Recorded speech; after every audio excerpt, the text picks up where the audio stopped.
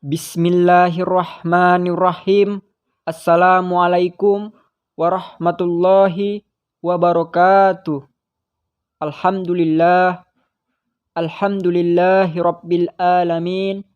Wassalatu wassalamu ala israfil anbiya'i wal mursalin wa ala alihi wa sahbihi ajmain. Amma ba'du.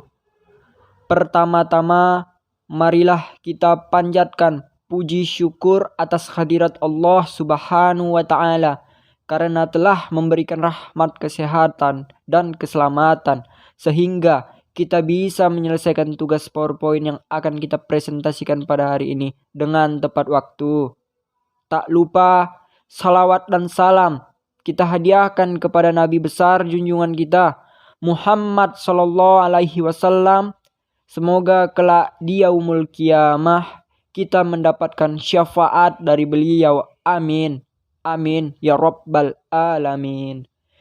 Perkenalkan, nama saya M. Rizky, selaku moderator kelompok 1 Sistem Informasi Manajemen, dan kedua rekan saya yang membantu menyelesaikan tugas PowerPoint ini dengan tepat waktu.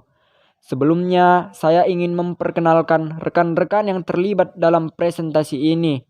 Yang pertama, saya, Rizky, selaku moderator. Yang kedua, Diki sebagai pemateri.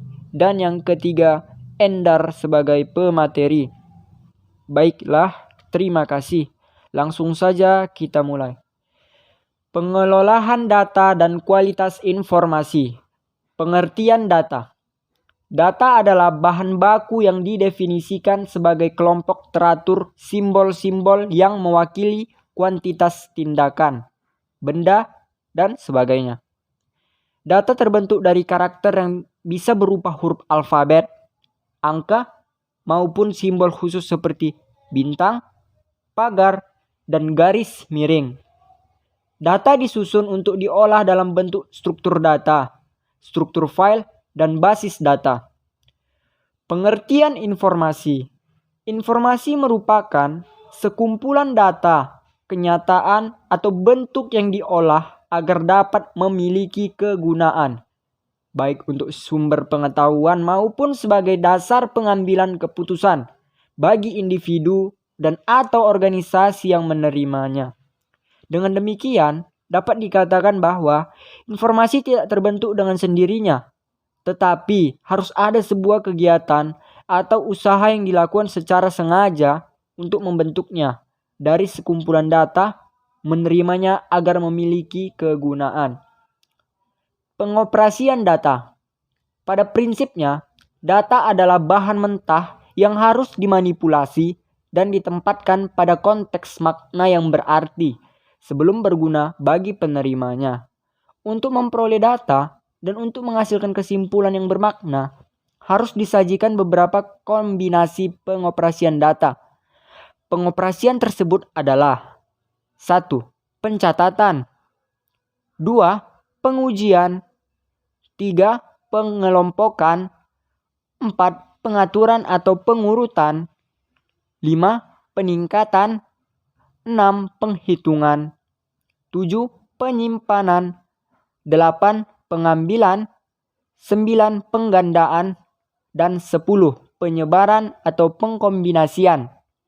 Baik, saya serahkan ke pemateri yang kedua. Baik, saya Diki Aditya Maulana, pemateri kedua, akan melanjutkan bacaan dari pemateri pertama. Metode pengelolaan data. Sistem informasi pada kebanyakan organisasi umumnya terdiri dari variasi metode teknis dan manualnya. Untuk mencapai efektivitas dengan menggunakan variasi alat dan teknik tersebut, maka digunakan pengolahan data dalam 4 metode, yaitu 1. Manual, 2. Elektromekanik, 3. Perlengkapan pancetkar atau kartu pencatat, dan 4. Komputer elektronik atau termasuk di dalamnya penggunaan CD-ROM. Kualitas informasi. Menurut Teguh Wahyudi tahun 2004, kualitas informasi sangat dipengaruhi atau ditentukan oleh 3 hal pokok, yaitu 1. Relevansi, 2. Akurasi, 3. Ketepatan waktu. Baik, selanjutnya saya serahkan ke pemateri ketiga.